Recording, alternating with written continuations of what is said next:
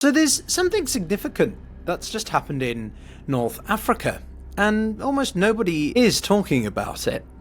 Now, rightly, while the world's attention is focused on Gaza and Ukraine, the UN has actually quietly reaffirmed one of the most bedrock principles of modern international relations: territorial integrity. In a vote just last week that's largely gone unnoticed, the UN has sided with Morocco's claim over the Western Sahara, a move that Algeria has called illegitimate, the independence movement Polisario Front calls colonialism, and Washington has called a long-overdue step towards stability. Now you might be thinking, why should anyone outside the region care about the desert the size of, say, Colorado? Well, because it isn't just about sand, it's about sovereignty, and the symbolism of that in a time when Putin's war in Ukraine is ongoing and the situation in Gaza and many other countries remains completely unstable. It's about how the world decides who owns what, and whether the rules that protect Ukraine, for example, still matter everywhere else. So in this video, we're going to break down what this event means, how Morocco turned a frozen colonial dispute into suddenly global consensus, why Algeria and surrounding nations are furious, and what this obscure vote reveals about the new rules of legitimacy, shaping conflicts from North Africa to Ukraine and beyond. This is The Global Gambit. How's it going, everybody? Welcome back to the channel where we try to take a different look on issues around the world. And one thing that I like to explore are lesser covered issues and then connect them to important ongoing events such as Putin's war in Ukraine, the Middle East, or as I've recently done in Sudan.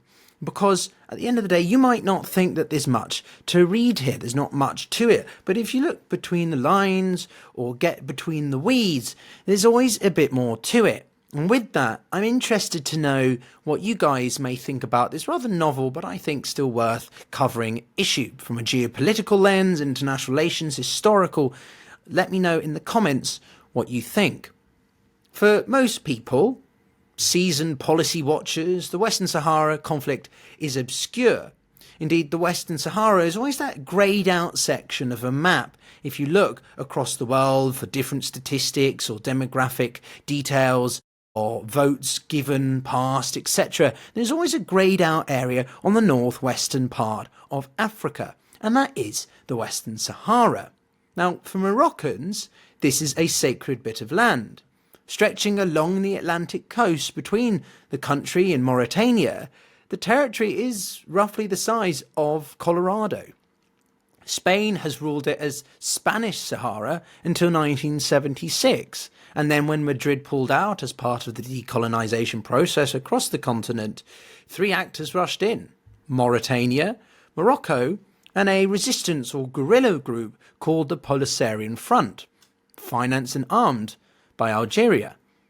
Mauritania soon withdrew its interests. Algeria, though, never did, and it saw the Polisario Front as a liberation movement against what it was calling Moroccan neo-colonialism.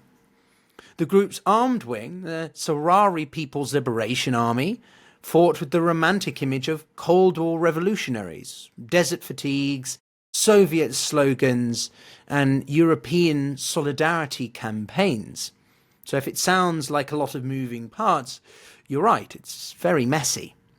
But the simple version that I'm here to explain is this: Morocco has claimed what Spain left behind, Algeria has backed the rebels who opposed it, and the UN, for what it's worth, got stuck trying to decide who was right and who, well, owed what. So for a while, supporting the Polisario Front was fashionable, the underdogs narrative. But those days seem to have gone, especially in this new international disorder. Last Friday, the UN Security Council adopted Resolution 2997, otherwise seen as a diplomatic earthquake. Sponsored by the United States and backed by 11 members on it, both permanent and non-permanent, none opposed. Russia, China and Pakistan abstained. But Algeria, a non-permanent member this year, just refused to participate. Now you might think, so what? Or how can any sentence buried in a complex bureaucratic document of the UN really matter? Well, in diplomacy, wording is power. Just look at what China has managed to achieve in terms of Taiwan recognition through the UN over the past decades. And within one dry prose came that earthquake. Quote, genuine autonomy under Moroccan sovereignty could represent the most feasible outcome. So that single line reverses 40 years of effective neutrality. It's put the UN firmly on the side of the sovereignty, not separatism. For the Polisarian resistance, independence movement, it's a death knell. But for Morocco, it's vindication. And for international law, and those of us who stand by that, it's a reminder. Borders still matter. Territorial integrity must be recognised and supported.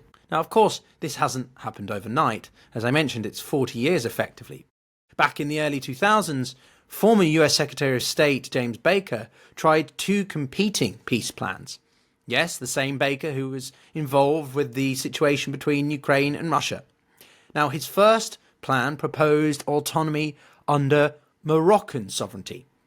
That was rejected by the Polisario. His second, though, offered a referendum on independence, also rejected by Morocco. Washington chose Rabat. We understood that Morocco could not countenance losing the Sahara, one US official was recalled as saying at the time, and the Bush administration therefore pushed Morocco to refine its autonomy proposal, and in 2007 the country did exactly that, offering a detailed plan for self-rule within its sovereignty. Every American administration since, Obama, Trump, Biden, and now Trump again, have backed it. Trump's 2020 recognition of Moroccan sovereignty tied to the Abraham Accords therefore sealed that trend, and we can see now why there's this particular interest of the Trump administration to see this followed through on. France and Spain eventually followed, calling Rabat's plan serious, credible, and realistic. And so if that strategy also sounds familiar to you, well, it should. It's the same one used by powerful states across history. Build infrastructure, populate territory, normalize it. And eventually the world accepts what's already true. The expression, it's better to ask for forgiveness than it is to ask for permission. Morocco built facts on the ground. A deep water port at Dakar, a 1,000-kilometre highway, subsidies for food and housing. Cities grew, settlers arrived. And so by the time the UN vote, Morocco already effectively governed in practice what it now claims in law. So this week's vote wasn't words catching up to politics, it was politics, and especially diplomacy, catching up to reality. For Algeria, this isn't just a diplomatic loss, it's an identity crisis to some. Since 1976, Algiers, the capital of the country, has defined itself in opposition to Morocco, the two having their respective conflicts and border clashes as well. The Western Sahara has become a symbol of, revolutionary legitimacy. It cut ties in 2021, and by 2023, President Tebboune declared, "We've practically reached the point of no return over relations with Morocco." It's something that goes underneath the radar often because the northwest of Africa is not seen as a hotbed relative to sub-Saharan Africa, the Middle East, or other parts of the Islamic world. But this is a long-standing feud. And one of Rabat's unforgivable crimes, in Algeria's view, was normalizing relations with Israel. To Algiers, that was betrayal. To Rabat, pragmatism, a bargain that secured this long-standing US recognition. Now Algeria funds and hosts this independence movement, the Polisario, but finds increasingly few allies left. Most African and Arab nations quietly back Morocco. Europe has shifted, and as we saw in the vote, even China and Russia, those that like to oppose America on almost anything in the UN, did not choose to use their veto. So at this point, the ball seems in Algeria's court. Keep fighting a Cold War or resonance that it cannot win, or adapt to a new geopolitical map where Morocco's win is just a case now. Now, another interesting point of this is the rather rare case of continuity in American foreign policy. It's not merely about autonomy under Moroccan sovereignty as the most viable path, but because of the alternatives. Largely complete chaos, another fragile, basically micro-state, ripe for jihadist spillover from the Sahel. Which, well, if we know our geopolitical situation, Russia is very active in Mali and the Sahel to try to combat the Islamic jihadism that exists down there, but who are doing a very poor job, and, well, looks like it could be the end of Russia's stronger footprint in Africa. More on that in an upcoming video, which you should definitely subscribe for.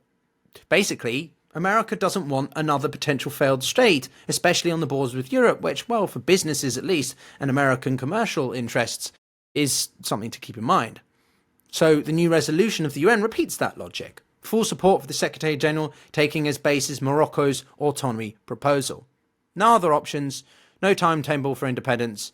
It all speaks volumes about that silence. And so why, therefore, although I've alluded to it a little bit, why does this matter beyond the desert? For Morocco, it's a national triumph. For Algeria, a strategic defeat. But for the world, it's a signal that the rules of sovereignty shift again and again. Because this vote isn't just about a desert territory. It's about how far the international system will bend the rule of law to preserve territorial integrity. If that connection to Ukraine or Taiwan sounds like a stretch, stay with me. The parallels are closer than you look. For decades, the UN championed self-determination as the pathway to peace. Now it's re-embracing stability through sovereignty, the idea that borders, once drawn, should stay. That's the same legal doctrine behind the West's defence of Ukraine. You cannot redraw frontiers by force. And in a strange symmetry, Morocco's victory reinforces that logic. It shows that legitimacy can be achieved through endurance and diplomacy, war of conquest, as Putin, the war criminal, is attempting to do. And so, in doing so, it draws a sharp contrast with Russia's approach to territory, one rooted in annexation, coercion, and the erosion of international legal order. We're watching a global pivot, you could argue, from the idealism of referenda to the realism of recognised sovereignty, even if it may be at the behest of Trump's rather crude approach and interpretation of international relations. And that makes Western Sahara, therefore, not just a regional story, but a blueprint for how borders will be defended or redefined in the decades ahead. And so while Washington and Brussels focus predominantly on Ukraine, Gaza and elsewhere, this quieter alignment is already taking place, which has a lot of implications outside. Maybe not physically on the ground for the thousands of refugees and people displaced from their homelands, but symbolically for the way that nations interact with one another and how it is endorsing or reinforcing the basis of a lot of principles that so many take for granted, but sometimes forget to reconsider, reflect on, and appreciate. Morocco has played the long game here. Patience, pragmatism, persistence, and it has paid off effectively. The UN has moved from neutrality to effective endorsement, and sovereignty has beaten separatism. But victory in diplomacy is never absolute, because winning recognition isn't the same as winning peace. Tens of thousands still wait in desert camps. Algeria isn't done resisting, and the next phase may be fought not necessarily with weapons, but with influence, trade, and of course time. What happens next will be crucial, especially as Algeria and its allies decide how to respond in the coming months. I'll be following it closely, including heading to the region pretty soon to get a sense of what's going on the ground and close up. Being half Russian, I'll try to show you what's really going on outside of just a purely Western lens, not the propaganda, but the truth behind it and the implications for it. So if you found this useful, then do consider subscribing or liking it. Generally helps more than you think. It's very free, and it keeps independent analysis like this visible. And if you'd like to go a step further, then there are links below to support the channel directly. Every bit goes into research, travel, and the deeper reporting or sustaining everything I use to make these videos as pleasant for you as possible. Thank you very much for watching. My name's Peter, and I'll see you soon as we explore how the fight for territorial integrity in one corner of the world defines the legitimacy of states everywhere. Take care.